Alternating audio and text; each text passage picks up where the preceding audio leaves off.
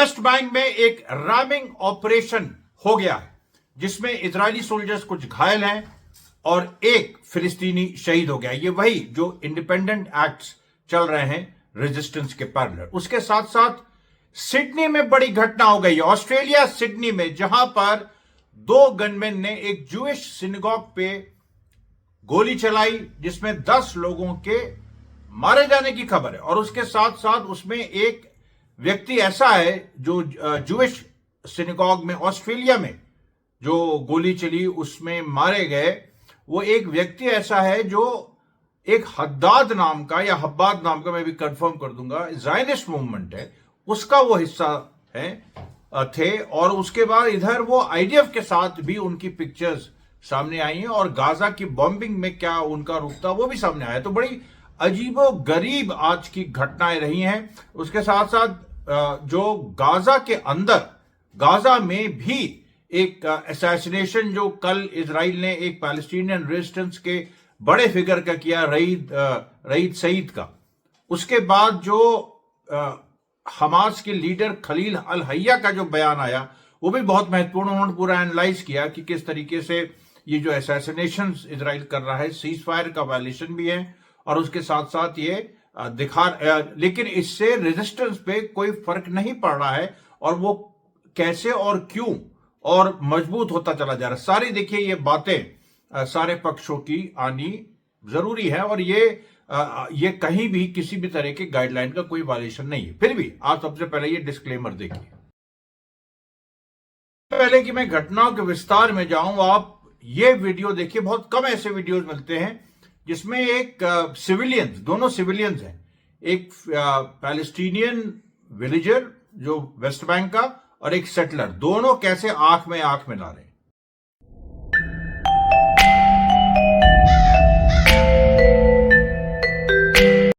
Santa Claus Christmas आ रहा है तो सांता क्लॉज बन के इंग्लैंड में, लंदन में कैसे लोग फ्री पैलेस्टाइन के नारे लगा रहे हैं।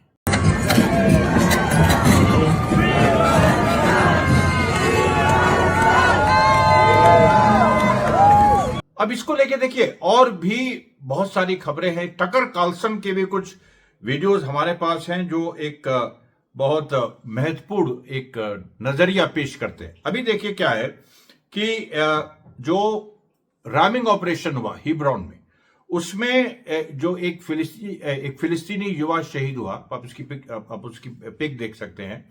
अब यहां पर देखिए वही बात आ रही है कि ये 3 दिनों से, जो इजराइल का कहना है कि 3 दिनों से इसकी प्लानिंग चल रही थी। उसके बाद वो पीछे से आया और उसने जो है किसी को पता नहीं चला और अचानक उसने अपनी कार रैम कर दी, फिर स्टैबिंग ऑपरेशन में। दरअसल इन सब घटनाओं की समस्या यह है किसी भी जर्नलिस्ट के लिए कि इसमें क्लैरिटी नहीं होती, क्योंकि हिब्रू प्लेटफॉर्म से कुछ खबरें आती हैं और मेन स्ट्रीम मीडिया कवर नहीं कर सकता। क्यों नहीं कर सकता? बिकॉज इजराइल ने बैन किया हुआ।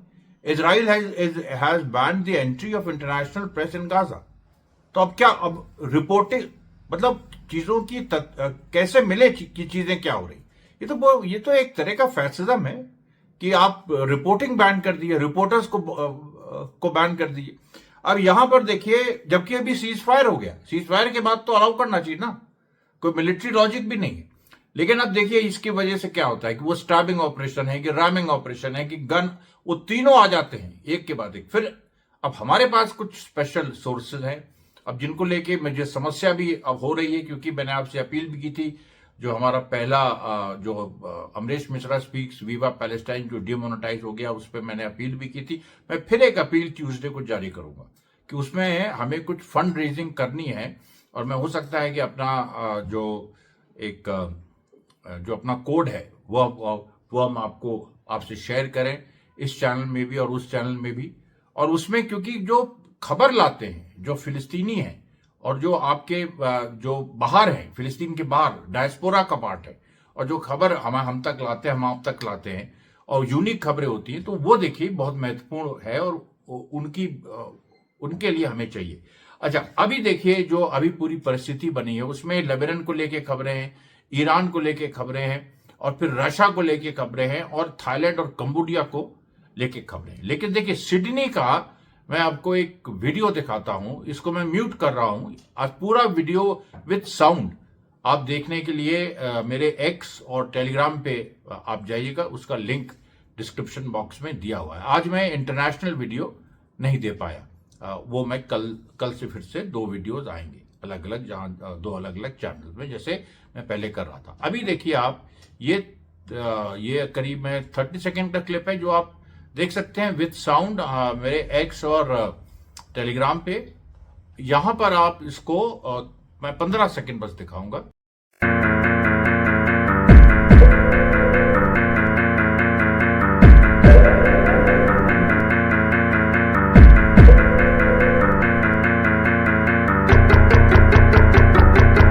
जैसे मैंने बताया कि इसमें देखिए किसने अभी किया है, उसमें ये जो 2 लोग हैं ये कौन थे, इनकी आइडेंटिटी क्या है, ये सारी चीजें अभी कंफर्म होना बाकी है। उसके साथ साथ अब यहां पर एक और खबर आई है कि जो अबू शबाब का जो एलिमिनेशन हुआ और उसमें पैलेस्टीनियन रेजिस्टेंस ने कहा कि हमने किया, उसके बाद हालांकि इजराइल अभी कह रहा है कि नहीं वो इंटरनल फाइट थी, तो उसके बाद बहुत सारे जो अबू शबाब के या मिलिशिया इस तरह से जो इजराइल ने खड़े किए, उसके लोगों ने सरेंडर भी किया। अब उसके बाद एक सिविल इंजीनियर, मतलब गाजा सिक्योरिटी सर्विसेज जो हैं उनका पार्ट अहमद जमजम, इसकी भी आज इनकी भी आज एक मिस्टीरियस सर्कमस्टांसेस में इनकी भी गाजा में हत्या हुई है। तो उसको लोग जोड़ रहे हैं कि कुछ अबू शबाब के गैंग के कुछ लोग हैं जो फिर से उभरना चाह रहे हैं। एक और आदमी को शायद इजराइल ने अपॉइंट किया है, उसका पूरा नाम मैं अभी कल तक आपको बता दूंगा। अब देखिए, अब यहां पर जो दूसरी बड़ी खबर है वो जेनिन से आ रही है कि वहां जो सिले अल हरतिया में कल एक बड़ा क्लैश हुआ। उस क्लैश में फिर वही हुआ कि तो 2 हो गए, मतलब पिछले 24 घंटों में, हिब्रॉन वाला और ये जो जेनिन में जो क्लैश हुआ, उसमें दोनों, मतलब जो आईडीएफ ने लाइव बुलेट्स चलाई, उधर जो पैलेस्टीनियन यूथ थे, ये भी कोई ऑर्गेनाइज रेजिस्टेंस नहीं था, ये यूथ थे, पैलेस्टीनियन यूथ्स ने होममेड बॉम्ब्स फेंके, उसमें कुछ इजरायली सोल्जर्स घायल हुए हैं और एक फिलिस्तीनी उसमें जो यामून बटालियन का कहा जा रहा है वो शहीद हुआ है। अब इससे ये होता है कि उसमें रेजिस्टेंस के भी लोग थे, फिलिस्तीनी युवा भी थे उसमें, तो ये एक नया तरीका भी है जो उभर के सामने आ रहा है कि जब एक बड़ी भीड़ फिलिस्तीनियों की वेस्ट बैंक में, केवल वेस्ट बैंक की बात कर रहा हूं, वेस्ट बैंक में जब एक बड़ी भीड़ फिलिस्तीनियों की और आईडीएफ में झड़प होती है, तो उस झड़प में बीच में एक छोटा सा सेल रेजिस्टेंस का होता है और वो अपनी कार्रवाई अपनी तरह से करता है। तो ये सारी चीजें भी सामने आ रही हैं। और आज देखिए पिछले 3-4 घंटों में जो संघर्ष हुए हैं नेलिन वेस्ट ऑफ रमल्ला में, यहां पर स्टन ग्रेनेड्स और टीयर गैस आईडीएफ को छोड़नी पड़ी और सीधे आईडीएफ आ रही है। इजरायली पुलिस जो है वेस्ट बैंक में वो बिल्कुल बेकार साबित हो रही है। उसके बाद एक जेनिन के दब अल गबाज एरिया में, वहां पर कुछ घर डिमोलिश किए गए। फिर अल मुगैयर इलाके में कुछ इस तरीके से, रमल्ला में वहां पर रेड्स हुए। कुछ ऑलिव ट्रीज वहां पर इजरायली सेटलर्स ने उखाड़े, वो लगातार ऑलिव ट्रीज उखाड़ रहे हैं। और ये बार मैं रोज कहता हूं कि ये इलीगल इजरायली सेटलर्स हैं और इनका इंटरनेशनल लॉ के हिसाब से ये इलीगल है। तो अब देखिए, अब यहां पर एक और चीज सामने आती है कि जो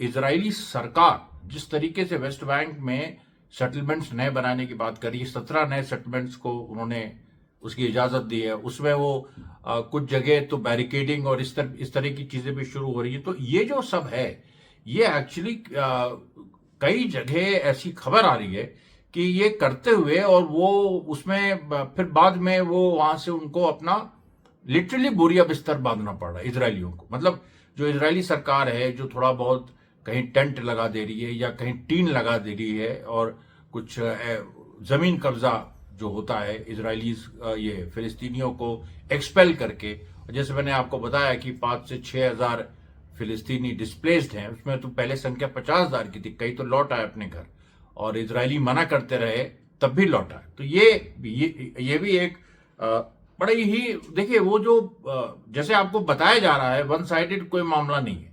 मैं शुरू से कह रहा हूं, मेरी बात सही साबित हुई। वन साइडेड ना गाजा में कुछ था, आपने देख लिया सीज फायर कैसे हुआ, हमास के और पैलेस्टीनियन रेजिस्टेंस के टर्म्स पे हुआ। और वेस्ट बैंक में भी वन साइडेड नहीं है कि एक तरफा कोई आईडीएफ हमला कर रहा है, लगातार रेजिस्टेंस हो रहा है और ये खबर बताना बहुत जरूरी है कि लगातार रेजिस्टेंस हो रहा है।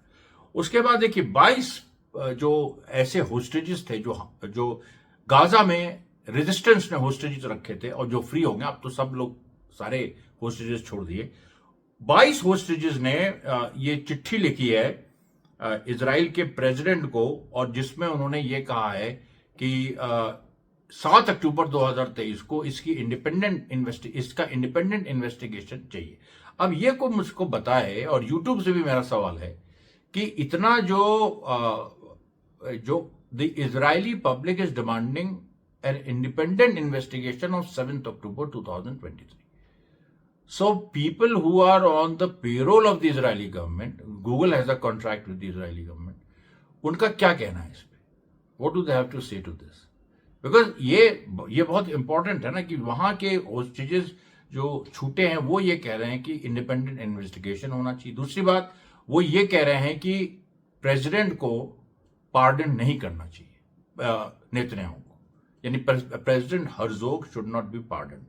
और इसको लेके बड़ा प्रदर्शन भी हुआ है, मतलब इजराइल में जगह जगह देखिए प्रदर्शन, जो उम्मीद थी कि 11 अक्टूबर के बाद रुक जाएंगे। और नेतन्याहू ने ट्रंप से कहा था कि ना आई विल बी लाइक कि हमने देखो सीज फायर कर दिया, अब तो हम पॉपुलर हो जाएंगे, हमारी भी इमेज गिर रही थी, माना था उसने।